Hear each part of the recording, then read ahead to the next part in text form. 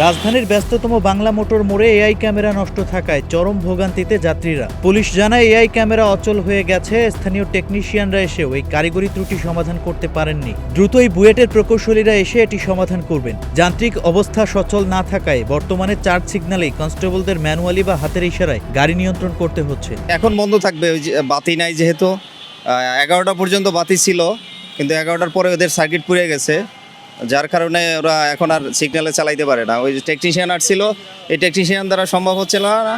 ওই বুয়েটের লোক আসবে, আসার পরে মানে কিছু সময়ের মধ্যে একটা স্বাভাবিক করে দেবে আবার। এদিকে এআই ক্যামেরা নষ্ট থাকার সুযোগে অনেকেই ট্রাফিক আইন অমান্য করছেন বলে অভিযোগ উঠেছে। ফলে এই গুরুত্বপূর্ণ মোড়ে বাড়ছে দুর্ঘটনার ঝুঁকি ও চরম বিশৃঙ্খলা। দুর্ভোগ থেকে মুক্তি পেতে এর দ্রুত সমাধান চান স্থানীয়রা ও ভুক্তভোগী চালকরা।